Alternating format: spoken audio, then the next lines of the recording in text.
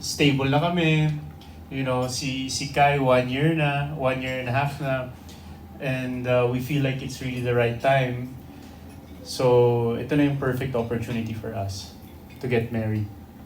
Yung marriage ba, yung wedding will take place here or in Switzerland? Dito po Dito sa sa- Pilipinas. Saan? Sa Forbes? Hindi, sa San Antonio Church to. To follow na lang po yung venue kung saan. Pero dito lang po sa Manila kasi originally we were considering it in Switzerland or somewhere, you know, outside of the country. Pero na-realize din namin na we want all our families and friends to be there. Malaki yung pamilya, yung side ng pamilya ko dito sa Pilipinas, malaki din yung side ng pamilya ni Sarah dito. And ang hirap ilipad lahat. You know, hindi namin may invite lahat. So, we figured na we'll have a celebration here. Nakasama namin lahat ng mahal namin sa buhay. Sarah, before I give the microphone to Salvi Ases ng PM, gusto kong itanong sa'yo, is first boyfriend mo ba si Richard? First, serious. May hindi pa naman serious. Kasi at a young age, I was focused on my work, I was focused on growing up and discovering myself, so I didn't really spend much time dating around. And I'm the type na gusto ko if I'm gonna be with someone long term. So when I met Chard, I felt like it was yun na yun. He was the one. How old were you then? I think I was 18. Yeah. Ikaw, Richard, siyang first mo? Or pwede kang mag-enumerate? Manay, parang sa ibang press con yung enumerate. Oo nga. Basta si Sarah na iiba sa lahat dahil siya lang yung minahal ko ng ganito and siya lang yung nagpasaya sa akin ng ganito. So, Ito si Salvi Asis. Pero before Salve, Manay, okay, actually, starting kanina sa ASAP hanggang sa March next year, unti-unti po yung detalye tungkol sa wedding, sa magiging wedding sa March 2020. So, abangan po natin sa iba't ibang show ng ABS-CBN yung announcement. So, isa sa mga shows dito, dahil hanggang March pa nga, mapapanood po ano nga ba yung mga detalye ng kasal. And hindi lang sa mga shows, June, pati sa iba't ibang platforms ng ABS-CBN, multimedia platforms. Napakabongga. June, best man ka na. Hindi po, kasi hindi pa naman po ako man talaga. Kakaloka. Ito si Salvi. Parang lolo na ako, no? Okay, Salve. Yeah. Ay, Sarah. Ay, Char. Sarah, ngayong dito yung sa wedding preparation niyo, mapapanood ka rin ba namin sa mga shows ng ABS-CBN regularly? Well, if there's an opportunity that's meant for me, then why not po? But si Chard muna is doing a show and a movie, so si Chard muna. Char, can you share kung ano yung mga gagawin mo aside from dun sa kasama sila Bea? yes, bigla nga nagsabay-sabay yung trabaho ko recently. Totoo nga, when it rains, it pours. So, we just started our teleserye with Bea and an ensemble of cast. And then we also simultaneously started our movie for Star Cinema with Angelica and Bea. And then I'm doing MMK now.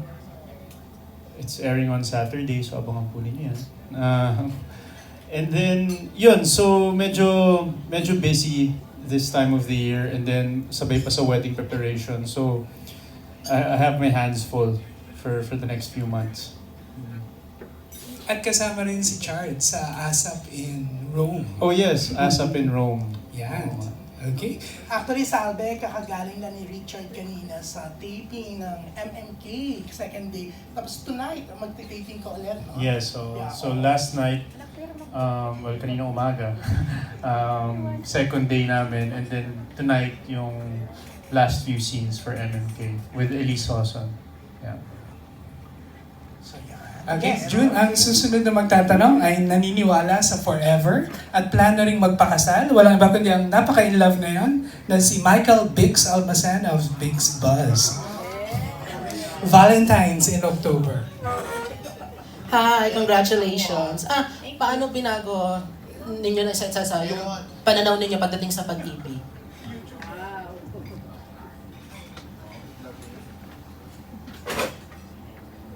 Parang it comes natural when you're in love and when you love a person. Parang it's natural that your good qualities will come out, and at the same time, when your relationship is tested, parang you discover more about yourself and you discover more about your partner. And I think having a relationship is really, it's not easy, but it's very rewarding once you find the right person. How about you, Sarah? With Chard, katulad ng sinabi niya, pareho kaming nag-grow. I grew so much ever since I first knew him. Marami siyang tinuro sa akin, and we just keep growing together as a relationship, as parents, as individuals, and we cherish that. We cherish what we have. What he said. Curious lang ako nung nagsama kayo sa teleserye. Ano yung unang impression ninyo sa isa't isa? Ako, akala ko kay Chard, seryoso, tahimik. Akala ko nung una medyo suplado. Pero hindi naman pala. Nung nakilala ko siya, doon ko nakita kung gaano siya kabait na tao, kung gaano siya kagaling makisama kahit kaninong tao, kung gaano siya mapagmahal sa pamilya, sa kaibigan, kung paano niya tinrato yung parents ko, ako. So talagang first impressions aren't meant to be judged by whoever is judging. Nagkamali ako. About you, Chard? Anong unang impression mo kay Sarah? Sarah, feeling ko rin siya, parang kasi she was born in Switzerland and then she speaks French, syempre. So parang feeling ko parang out of my league, or yun nga, may pagka reserved or suplada. Pero once na nag-bond na kami dun sa set namin, parang I realized na we have a lot of things in common. Yung mga adventures na hilig niya, hilig ko din. And then, I got along with her parents also. So, malaking bagay na we spent a lot of time together knowing each other before kami talagang naging official. Thank you and congrats. Thank you. Thank you. Pero eto, may nagpapatanong sa social media. Kasi live tayo sa social media. Chard, kasi nabanggit mo rin kanina na syempre inumaga ka sa taping ng MMK. Pero maraming nagulat kasi nagsayaw ka again with Sarah. Ilang years ka raw bang hindi nagsayaw? Nabitin nga ako sa sayaw niya. Talaga. Sayaw ba yun? Parang gumanon-ganon lang ako. Wala lang siya eh. Pero Pasway-sway lang. napapayag ka pa rin ulit, di ba? Oh, syempre. Well, it's a special day, of course. So, nung sinabi sa akin na, well, Sarah was kind of convincing me to also do that. And I gave in. Pero, yun nga, I figured naman ASAP, they have a great team. G-Force, Miss Jercel was there, guiding me. Sarah. As if naman ang hirap nung ginawa ko. Pero, yun nga, it's the first time again. Every time I step on the ASAP stage, sobrang kabado ako. Parang it's nerve-wracking for me every time I step on ASAP stage. Kasi nga, parang it's really out of my comfort zone. But I was happy na nandun si Sarah. She made me feel relaxed. And the entire ASAP team was there. So, yeah. So may mas matinding dance number before the wedding sa March? Si Sarah kasi dun sa video, sinabi niya mahilig daw ako sumayaw. Ngayon, puro sayaw na ang offer sa akin ng ASAP.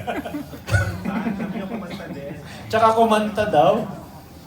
Totoo naman po kasi, hindi lang Huwag alam mo- ng huwag mo nang tao. ulitin Ang tanong na. po kasi sa akin sa ASAP VTR, ano yung mga hindi alam ng tao about Chart na hindi pa namin na-share? Si Chart, mahilig talaga siyang kumanta at sumayaw. Talagang shinare mo Oo. ulit ngayon sa kanilang lahat. Saan yun? Huwag na. Okay na yung panahon. Baka bigla. Meron ako dito sa recording mo, Char. Pero eto ang next na magtatanong, syempre isang kinikilig sa inyo. Grabe. Eto from Philippine Star, Nakakaluha. Well, congrats again. And my question is, kailan sa March exactly? And is there anything special why you chose March as a wedding month?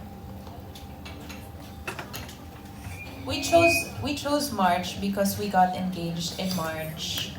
Kai was born in March, Zion April, pero malapit sa March. March is a very special month for us, so we felt March would be right to get married. Parang everything aligned. When we were checking the dates, when we were checking availabilities, everything, parang everything aligned for March.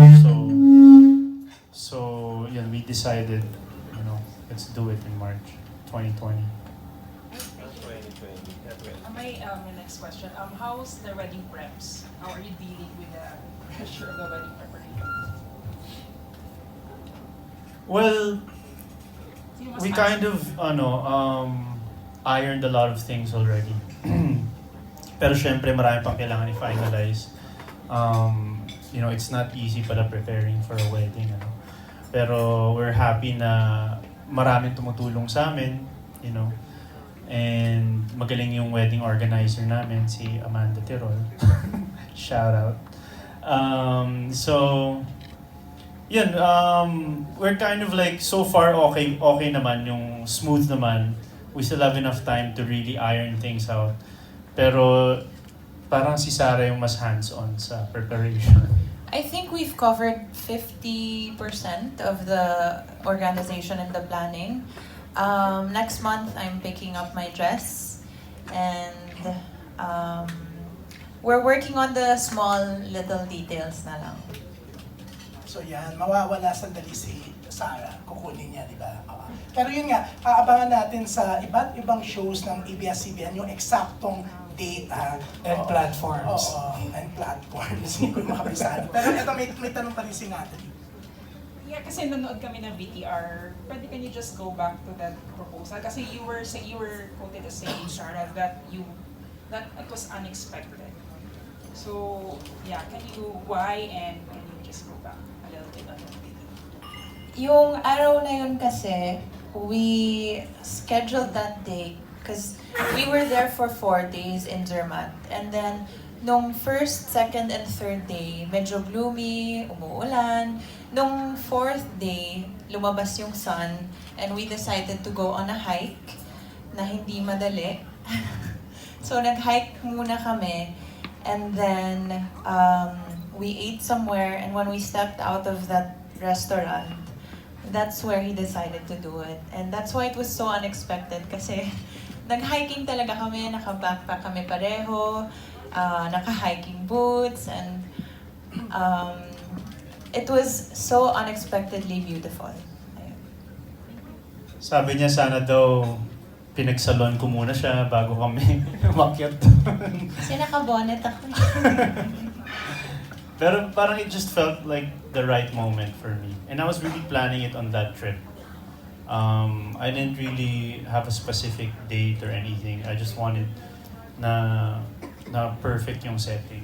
And I think the hike also kind of resembles our relationship na it's an uphill hike, but at the end, it's all worth it.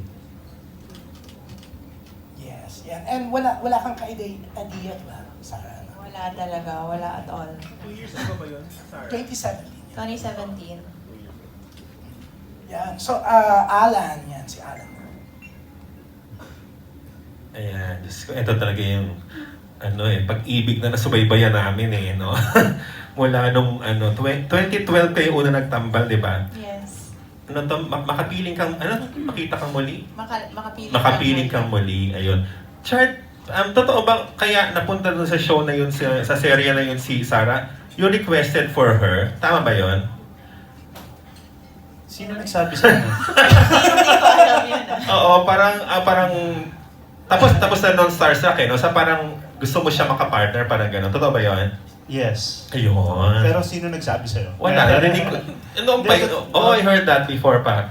Hindi, yes, oo. I wanted to work with her na. Pero na-meet mo na siya before that? Na-meet ko na siya before that. Oo. So, doon pa lang na-attract ka na kay Sarah at gusto mo na siya maging leading lady. Although kontrabida siya nung time na yun, si Carla talaga yung partner mo, di ba? Yes, oo. So, ikaw talaga yung unang na-in love. Doon sa nagtatalo pa kayo sa video, di ba? Well, Siya talaga. Oh, pero alam mo yun, Sarah, na... Technically.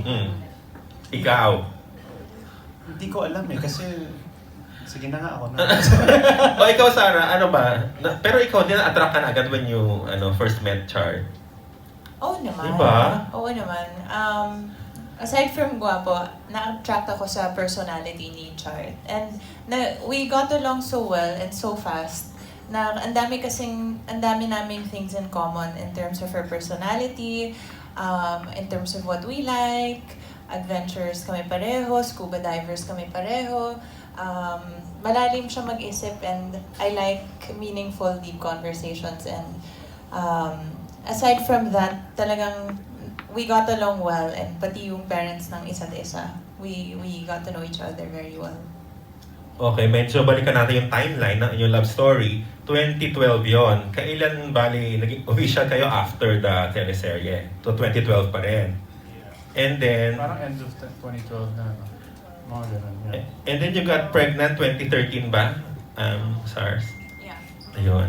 Tapos, yung time na yun, nung nagpunta ka ng Switzerland, bigla ka nawala, meron ka pinagdaanan na matindi sa buhay mo nun, di ba? May legal battle and all.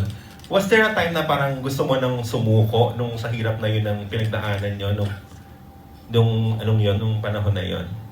Well, nahirapan naman talaga ako kasi iisipin mo ba naman at the age of such a young age, ang dami mong pinoproblema instead of just thinking about raising a healthy, beautiful boy. Ang dami kong pinoproblema. But then, I'm also very blessed and very lucky na hindi ako nag-iisa while I was going through that kasi I had Chart, I had my parents, I had his family, I had my friends in Switzerland. So, mas mahirap siguro talaga kung ako lang yung mag-isa na pinagdaanan ko yun. Siguro gusto ko talaga mag-evolve. But then I had them, so... So, Char, you never left her nung mga times na, yung trying times na yon, hindi ka nawala sa tabi ni Sarah? Hindi talaga ako nawala sa tabi niya. Well, physically, I was here and she was there, but every day we would talk to each other, every day, we would communicate. And then, maraming di nakakaalam, during that time, nagkapaalam ako dun sa teleserye ko kasi may teleserye akong ginagawa nun. If I could leave for 4 days, 5 days, pupunta akong Switzerland for 4 to 5 days. And then babalik ako dito just to see her para lang kamustahin yung pregnancy niya. And then, yun nga, pag may mga scheduled checkups with the doctor, talagang lumipad ako doon. And when Zion was born, I had 5 days in Switzerland. Kasi nga tinatapos ko yung teleserye ko during that time. Nagpaalam ako sa producer if I could leave. And thankfully, pinayagan nila ako. And then eksakto when I went to Switzerland, on my last day, Zion was born. Nakakalungkot lang. Well, masaya ako dahil naabutan ko, si Zion. But then the next day, I had to leave. So, marami kami mga ganong moments na pinagdaanan na mahirap. Pero, yun nga, parang it made us stronger together. Okay, tapos 2 years ago, nag-propose ka na, Char, doon nga sa Zermatt. Kailan nyo na-decide na you'll get married na ng March 20? Naisip nyo na yun before pa or this year nyo lang na pag-desisyon na? Well, after the proposal, we were planning it na. And then, all of a sudden, La Luna Sangre happened. And then, parang we wanted to take our time. Parang we didn't want to rush it, diba? So we wanted parang everything stable, everything is relaxed, and then Kai arrives in our lives, and then so na-push back ulit yung wedding. And then now, finally, parang ito na talaga yung right time for us. Sana was there a time na parang medyo nainip ka, na sa dami nagtatanong, kaya ka makikakasal kay Richard? Ganyan, di ba parang makulit yung mga tao? And we saw you nung unang-una mong sinuot yung engagement ring sa premiere ng isang movie mo, di ba? So, naano ka ba noon? Nakakainis na yung mga tanong, di mo alam kung kailan? Hindi naman. Honestly, di naman. Kasi masaya naman ako. We're in a very stable relationship. And I'm very stable. He's very stable. Grabe yung unawaan namin sa isa't isa. So, unbothered naman ako sa ganong bagay dahil alam ko, in God's perfect time, darating talaga kung kailan dapat mangyari yun. So, hindi naman masyado. Tapos birthday mo na sa Wednesday, di ba, Sar? Ikaw din. Yeah. Malapit na happy birthday. Thank you.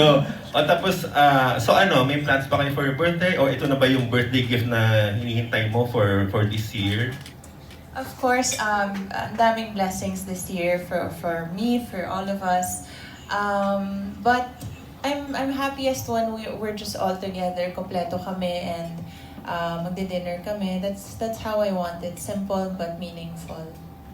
Thank you. Si Jerry may tanong. Yeah, thank you, Alan. Lilinawin ko lang po, yung sinabi ni Richard kanina, so aabangan nyo talaga sa mga shows ng ABS-CBN, the exact date po.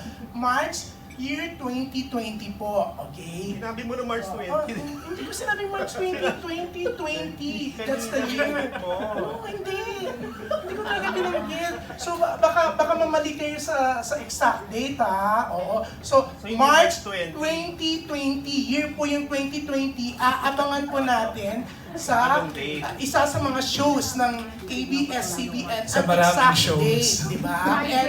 Sa maraming shows. So, aabangan po natin. Okay? Ang sinabi kanina, March 2020 is the year. 2020 po yung year. Kasi paulit-ulit si Alan, baka ma-confuse, no? So, Kaya mo yan. Sorry. Kaya mo yan.